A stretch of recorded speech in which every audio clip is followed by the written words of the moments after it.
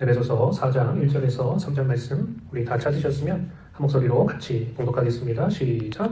그러므로 주 안에서 갇힌 내가 너희를 권하노니 너희가 부르심을 받은 일에 합당하게 행하여 모든 겸손과 온유로 하고 오래 참음으로 사랑 가운데서 서로 용납하고 평안에 매는 줄로 성령이 하나 되게 하신 것을 힘써 지키라.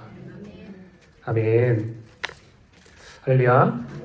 우리가 요즘에 공동체 성경 읽기를 하고 있는데 참 좋은 시간인 것 같아요. 또 함께 이렇게 읽으면서 은혜도 받고 또 특별히 이렇게 구약 성경을 읽으면서 참 많은 것들을 느끼고 또 그 가운데서 우리 모습을 볼 때도 있습니다. 우리가 구약 성경을 읽다 보면 이스라엘 백성들의 모습이 참 실망스럽고 부끄러운 모습이 보일 때가 참 많이 있어요. 그죠? 하나님의 백성이라고 하기에는 참 수준이 낮아 보일 때가 많이 있습니다. 사실 요셉 덕분에 애굽에 잘 정착했죠. 그죠? 그리고 거의 350년간 평안하게 잘 살았습니다. 세상적으로 봤을 때 걱정 없이 잘 나갔단 말이죠. 또 애굽은 목축하는 사람들이 없고 천하게 여겨져가지고 아주 노다지였습니다. 그래서 잘 이렇게 지낼 수 있는 여건이 갖추어졌었죠. 그런데 그렇게 잘 나가는 동안에 하나님을 잃어버리고 자신들이 아브라함의 자손이고 하나님의 언약이 있는 백성임을 잊어버렸단 말이죠.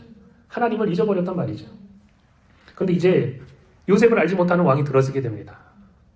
사람이 늘 잘 나갈 것 같더라도 늘 잘 나가요? 그런 게 아니죠. 때로는 염려도 있고 문제도 생기고 고통도 그렇게 우리 가운데 닥칠 때가 있어요.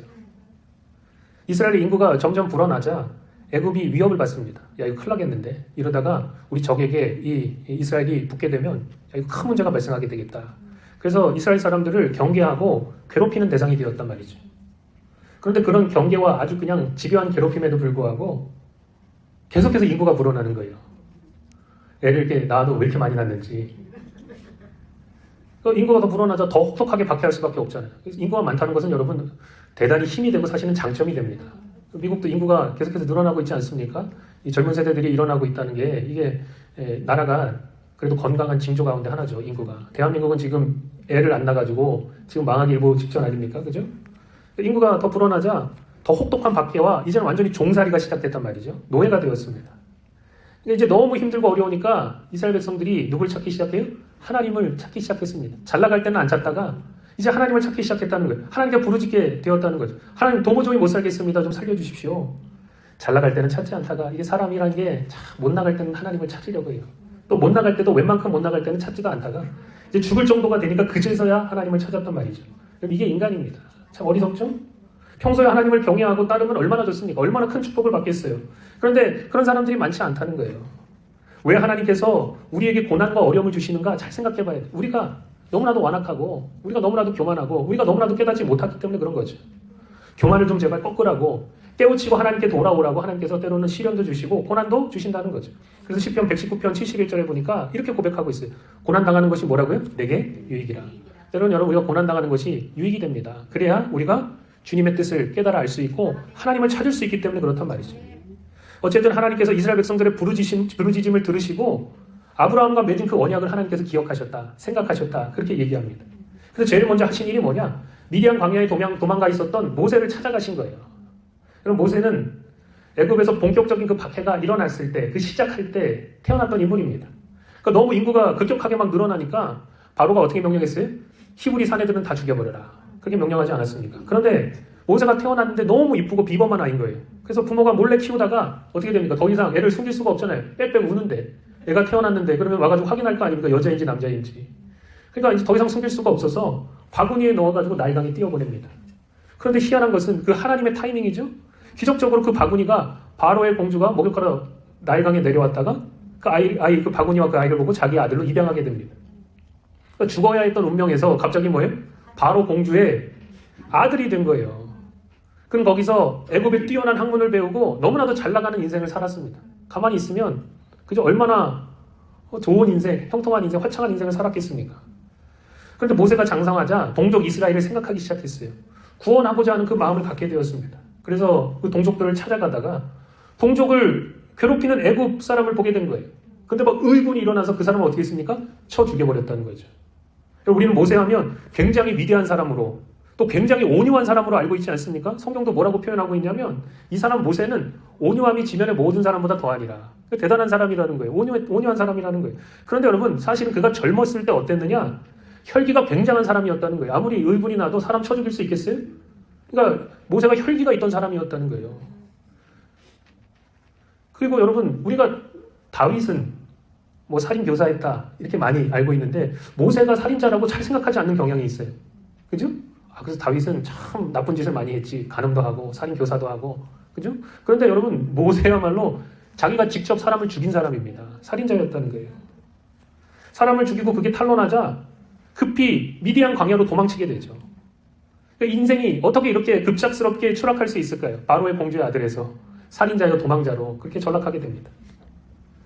유명하고 유력했던 자에서 전혀 이제 이름이 없는 자로 그냥 묻혀버린 자로 살인자여 도망자로 광야에서 40년 동안을 지내면서 이제는 늙어가지고 80세의 할아버지가 되고 만다라는 것이죠.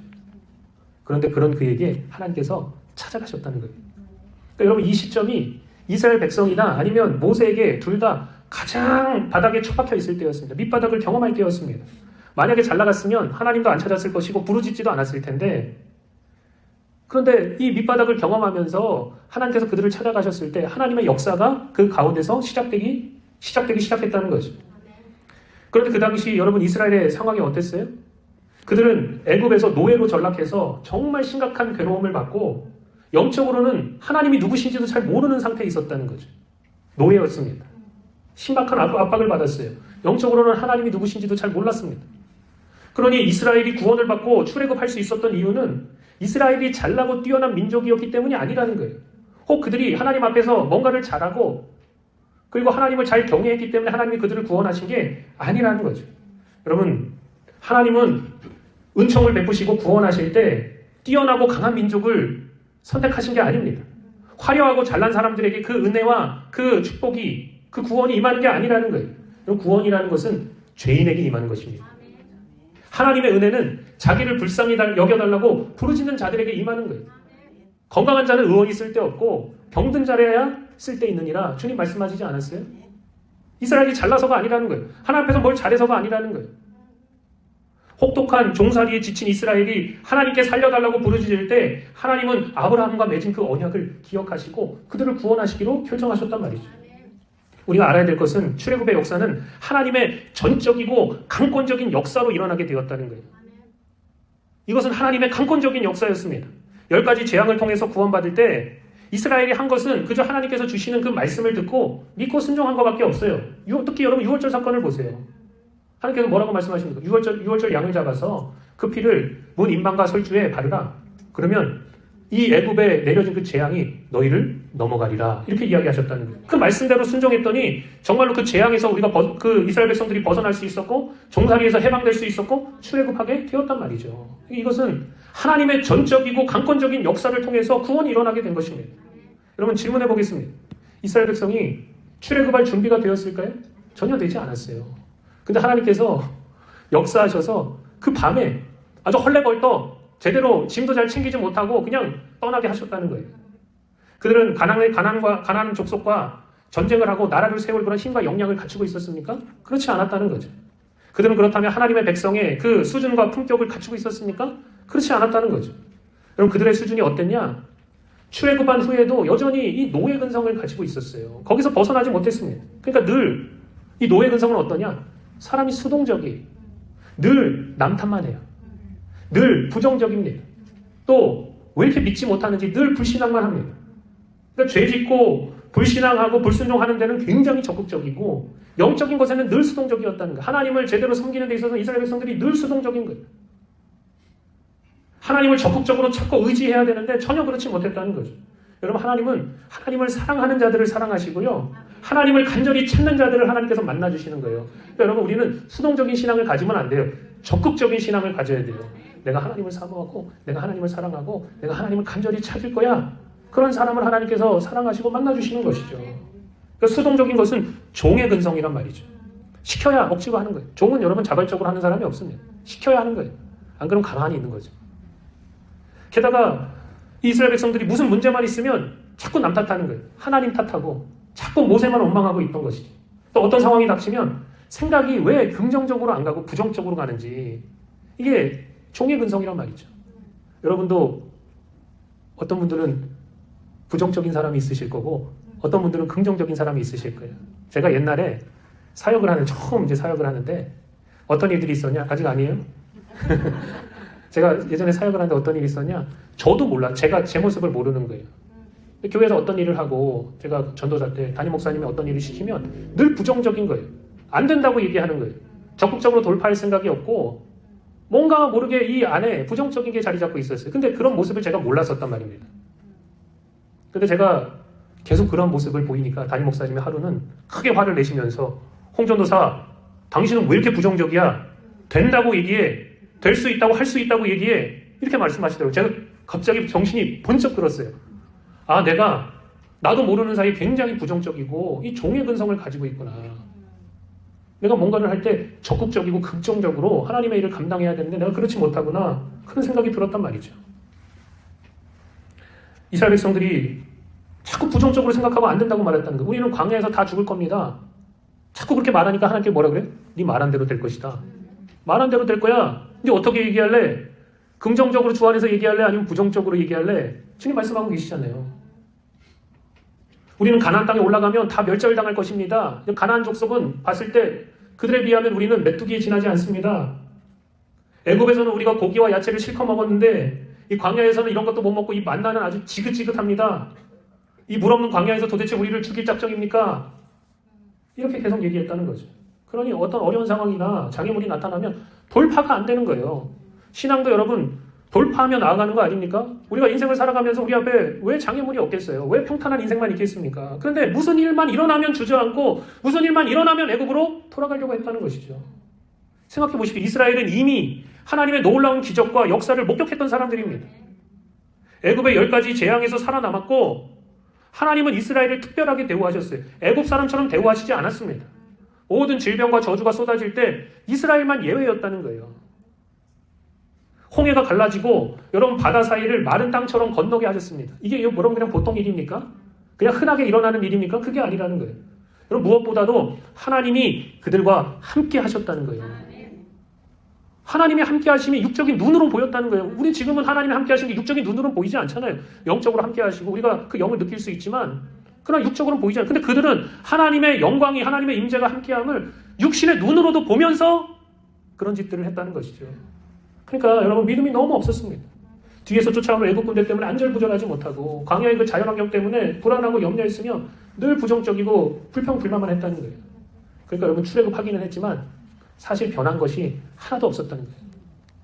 몸만 빠져나와서 이제는 그 애굽에서 벗어나긴 했지만 그러나 똑같은 인간, 똑같은 백성, 똑같이 부정적이고 그 노예 근성을 가지고 있는 그 모습 그대로 그렇게 살아가고 있었다는 거죠. 그렇다면 우리는 어떻습니까? 우리 예수 믿고 좀 달라졌습니까? 우리가 가진 그 수준과 품격은 어떻습니까? 정말 하나님의 자녀답게 천국의 백성답게 우리가 살아가고 있습니까? 여러분 만족하십니까? 아니면 부족함을 느끼십니까? 이스라엘 백성들을 바라보며 손가락질하고 욕할 것이 아니고 그 모습에서 우리의 모습을 발견할 수 있어야 됩니다. 하나님께서 우리를 구원하신 후에 바로 천국으로 데려가시면 얼마나 좋겠어요. 그런데 이 땅에 남겨놓으신 이유가 있습니다. 하나님과 예수님을 좀 닮아가고 하나님의 자녀답게 천국의 백성답게 사랑과 거룩을 연습하며 영적으로 자라라고 지금 여러분을 이 자리에 남겨두신 거예요. 이 땅에서 해야 될 일이 있기 때문에 특별히 여러분 우리가 영적으로 성장하고 성숙하는 것은 지금 우리가 이 땅을 살아가면서 가장 중요한 가장 최고로 우리가 그 우선순위를 두고 해야 될 일이란 말이죠. 하나님께서 40살에 혈기왕성하고 전도 유망한 모세를 쓰신 것이 아니라 한참을 기다리셨다가 광야에서 40년을 보내며 기가 얼마나 팍 죽었겠어요. 모세가 얼마나 처음에는 의기양양했겠습니까? 내가 공주의 아들이고 내 한마디면 모든 거 할 수 있어. 나는 애굽의 모든 학문을 다 배우고 얼마나 또 똑똑했겠어요. 모세가. 근데 기가 팍 꺾이고 깎일 대로 깎이고 낮아질 대로 낮아지고 겸손해질 대로 겸손한 모세를 기다리셨다가 하나님께서 쓰셨다는 거죠.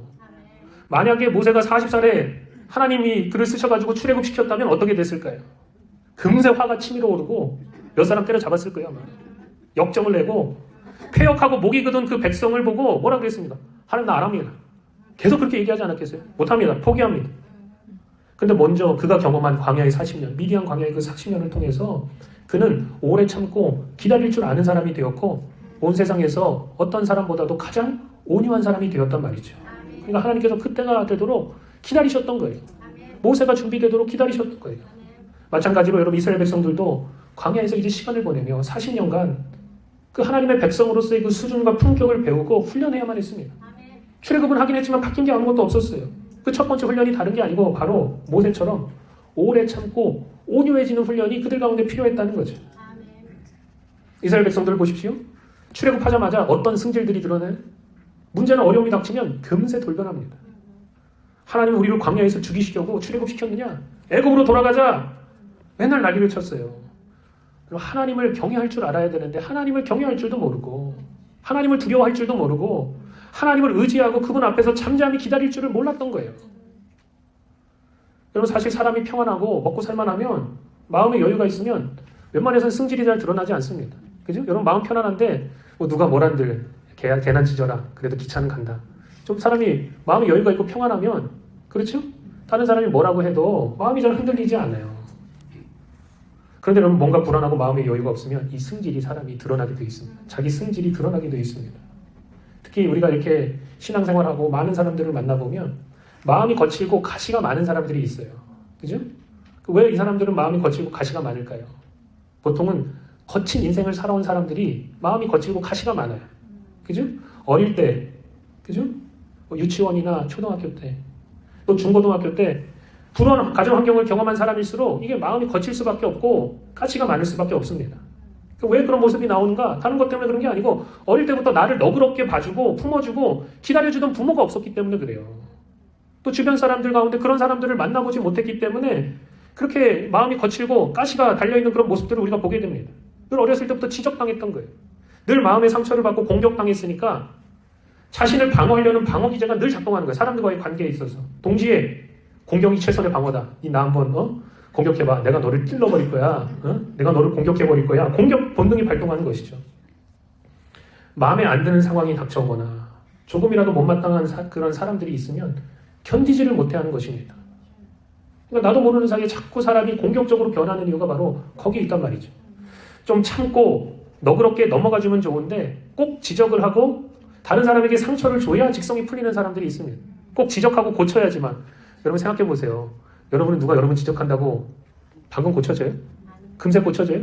아니라는 거예요. 여러분 배우자들을 생각해 보세요. 여러분이 아무리 지적한다고 고쳐집니까? 절대로 안 고쳐져요. 얼마나 이 성깔이 딱딱하게 굳어져 있는지 이제 좀 예수 믿고 너그러워지고 좀 부드러워지고 기다려줄 줄도 알아야 되는데 웬만한 상황에서도 깎이지가 않는 거예요. 너무나도 굳어지고 세져가지고 세월이 꽤 흘러도 사람이 웬만하면 둥글둥글해질 텐데 편하지 않는 그런 경우도 너무나 많다는 거죠. 우리는 그런 사람을 보면 어떻게 해요? 뒤에서 욕하고 상종을 안 하려고 합니다. 그렇지 않습니까? 내가 너 건드렸다가 또 지랄할 테니까 똥이 더러워서 피하지 무서워서 피하냐 그러면서 그렇게 한단 말이죠. 근데 여러분 우리가 한번 이런 생각을 해봐야 돼요. 뭘 헤아려 봐야 되냐면 이 사람이 어떤 인생을 살았길래 이렇게 가시가 돋쳐 있을까? 이것을 우리가 한번 헤아리고 생각해 볼 필요가 있습니다. 물론 우리는 다른 사람의 삶을 직접 살아보지 않았기 때문에 그 사람의 인생을 정확하게 판단할 수 없어요. 헤아릴 수 없습니다. 어떤 사람은 여러분 정말 지옥과 같은 그런 가정을 경험한 사람들도 있습니다. 정말 말로 표현이 안 되는 험악한 삶을 경험한 사람들도 있어요. 그렇기에 이 가시 돋친 사람을 이해해주고 품어줄 수 있는 그 아량이 우리 가운데 필요한데 여러분 그 사랑은 그 아량은 그냥 인간적으로 한다고 되는 게 아니고 우리가 하나님으로부터 그 사랑을 그 아량을 받아야지만 우리의 그 사랑을 그 사람에게 줄 수 있다는 것이죠.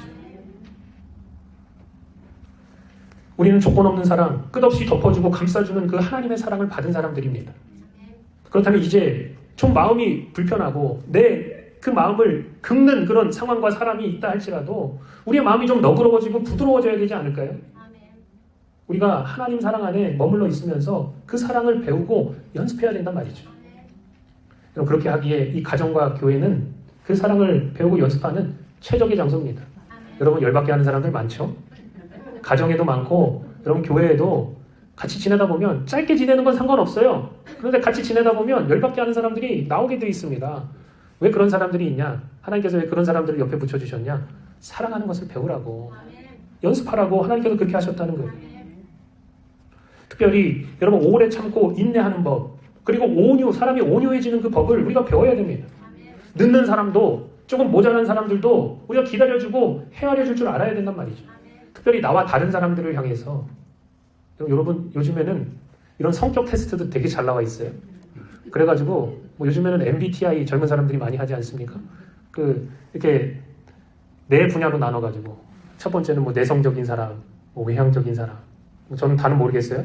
어떤 사람들은 굉장히 아주 직관적이고 굉장히 이성적인 사람, 어떤 사람은 감정적인 사람, 어떤 사람은 대책이 없고 계획도 없고 삶이 좀 무질서하고, 어떤 사람은 아주 그냥 뭐 계획을 딱딱 세워가지고 그대로 맞춰가지고 철저하게 하는 사람. 다 성격이 다르단 말이죠. 그러니까 나와 같은 사람이 있고 나와 다른 사람이 있는데 나와 다른 사람에 대한 그 배려와 아량이 절대적으로 필요하다는 거예요. 여러분 자녀들도 여러분 성격하고 안 맞는 경우 많죠? 여러분 뱃속에서 나왔는데 여러분이 낳는데도 자녀가 여러분과 맞지 않는 사람이 굉장히 많다는 거예요. 제가 이렇게 보면 한국 사람들이 뭐가 문제냐? 저를 비롯해서 너무 여유가 없어요. 그죠? 성격이 뭐 누가 쫓아오는 것도 아닌데 왜 이렇게 급한지 모르겠어요. 빨리빨리 안 하면 답답하고. 여러분 물고기도 승질 들어온 물고기가 먼저 죽습니다. 승질 들어온 물고기는 잡히면 빨리 회 떠먹어야 돼요. 왜요? 승질을 이기지 못하고 확 죽어버리니까. 저는 음식을 빨리 먹는 편입니다. 굉장히 빨리 먹는 편이에요. 그래서 체하기도 잘하고요. 때로는 속이 안 좋을 때도 있어요. 반면에 음식을 굉장히 천천히 드시는 분도 있습니다. 성격이 느긋해서 그럴 수도 있고요. 저희 집에도 한 명 있어요. 굉장히 성격이 느긋한. 그리고 여러분 음식을 빨리 먹다가 체하시는 분들도 있어요. 속이 이렇게 강하지 못해서. 그래서 천천히 1시간 넘게 이렇게 드시는 분도 있다는 거예요. 그러니까 보통 우리가 음식을 빨리 먹는 것에 기준을 맞추면 안 돼요. 그런 사람들을 우리가 배려해 줄 줄 알아야 됩니다. 또 우리가 때로는 그 앞에 뭐가 급한 일이 있으면 느긋하신 분들도 조금 속도를 내서 맞춰줄 필요가 있다는 거죠. 또 어떤 사람은 일 중심의 사람이 있습니다. 일 중심의 사람. 그래서 일을 빨리 아주 쌈박하게 마치는 것을 중요하게 여기면서 다른 거 쳐다보지도 않고 경주마처럼 그냥 그것만 보면서 달려가는 사람들이 있어요. 문제는 어디 있냐? 사람들이 다치던 마음의 상처를 받던 아무 상관이 없는 거예요. 그 일을 마치는데 급한 거예요. 그러니까 뭐 모진 소리도 하고, 그죠? 상처 주는 말도 하고 그런 경우가 너무나 많습니다. 여러분 저도 일 중심의 사람이었어요. 제가 이렇게 봐도 약간 차가운 면이 있지 않습니까? 그죠? 일 중심의 사람이었어요. 일 중심의 사람. 그러니까 뭔가 일을 빨리 쌈박하게 마치는 게 더 중요한 거예요. 그러니까 다른 사람 감정 생각하지 않고 그거 하는데 집중했던 사람이면, 그러니까 정리 안 돼 있는 꼴을 못 보고요. 어떻게 해야 될 일이 있으면 그거 빨리 마치고 멋지게 해치우는 것을 우선순위로 삼았던 사람이라는 거예요. 근데 여러분 사역하면서 그렇게 했다가는 큰일 나겠더라고요. 우리는 사역을 하면서 또 교회를 이렇게 영적으로 세워가면서 중요한 게 뭐냐? 일이나 사역이 먼저가 아니라 여러분 사람이 먼저라는 사실을 절대로 잊어서는 안 돼요. 제가 사진 하나를 보여드리겠습니다. 여기 보면 지금 저 앞에 제가 있죠, 그죠? 제가 털사 있는 학교에서 공부하고 훈련 받을 때 우리 같은 학생들 앞에서 특별히 목회자가 되려고 그 목회 훈련을 받는 사람들 앞에서 설교하는 모습입니다. 멋지죠? 네. 근데 여러분 그거 보라고 여러분에게 저 사진을 준 게 아니고 지금 이 방이 어디냐? 이게 클래스룸이긴 한데 원래는 뭘로 쓰이냐? 지금 이 학교에 큰 미국 교회가 있어요. 대형 교회가 있어요. 미국에서는 어셔가 굉장히 중요합니다. 어셔가 뭐예요? 사람들 오면 안내하고 봉사하고 그들을 섬기는 사람들을 어셔라고 하지 않습니까? 이 방이 지금 어셔방이에요. 어셔들이 모여가지고 기도하고 사역을 준비하고 뭐 미국 교회는 음식 먹는 게 아니고 뭐 딴 사역보다 그게 중요하니까 굉장히 그 어셔가 중요한 사역이에요. 그런데 저 뒤에 지금 제 뒤에 뭐라고 써 있냐면 제가 저 영어를 읽어드릴게요. 우리의 가장 중요한 정책은 넘겨주세요. 우리의 가장 중요한 정책은 뭐라고요? 사람입니다. 사람이 어떤 규정이나 정책보다 중요합니다라고 그 어셔룸에 딱 써 있다는 거예요. 우리 때로는 사역하면서 어떤 규정이나 정책을 어떻게 해서든지 이것을 펼치는데, 이것을 지키는데, 이것을 이루는데 그렇게 우리가 거기에 온갖 정신이 팔려가지고 그것만 하려고 할 때가 있어요. 그런데 여러분 그런 모든 것보다 사실은 뭐예요? 사람이 중요하고 사람의 영혼이 중요하다는 거예요. 마태복음 18장 6절부터 7절은 우리에게 이렇게 얘기합니다. 여러분 같이 한번 천천히 읽어볼까요? 시작. 누구든지 나를 믿는 이 작은 자 중에 하나를 실족하게 하면 차라리 연자맷돌이 그 목에 달려서 깊은 바다에 빠뜨려지는 것이 나으니라. 실족하게 하는 일이 있음으로 말미암아 세상에 화가 있도다. 실족하게 하는 일이 없을 수는 없으나 실족하게 하는 그 사람에게는 화가 있도다. 사역을 어떤 일을 빠르고 완벽하게 해냈을지라도 사람들에게 덕을 끼치지 못하고 실족시키면 그것은 아무리 어떤 사역이 이루어졌다 할지라도 아무것도 이루지 못한 것이고 칭찬은커녕 뭐가 있다는 거예요? 화가 있다는 거예요. 그렇게 여러분 우리는 하나님께서 맡겨주신 일을 감당하면서 늘 먼저 뭘 생각해야 돼요? 사람들의 영혼을 생각해야 됩니다. 예수님께서 우리를 늘 기다려 주셨어요. 용서해 주시고 부드럽게 안아주셨습니다. 우리가 그 사랑을 받았으니까 우리도 예수님의 그 성품을 본받아서 서로 참아주고 좀 기다려주고 덮어주고 품어주고 세워주길 예수님께서 우리에게 원하고 계시단 말이죠. 그러므로 여러분, 우리가 오늘 말씀을 들으면서 내가 좀 참고 기다려주고 인내해야 되겠구나. 특별히 예수님의 그 부드럽고 온유한 그 성품을 내가 배워야 되겠구나. 그래서 여러분이 이 땅에서 주님 저 천국에 부르실 그날까지 잘 연습하셔서 사랑이 여러분의 삶의 열매 가운데 풍성하시기를 예수님의 이름으로 축복합니다.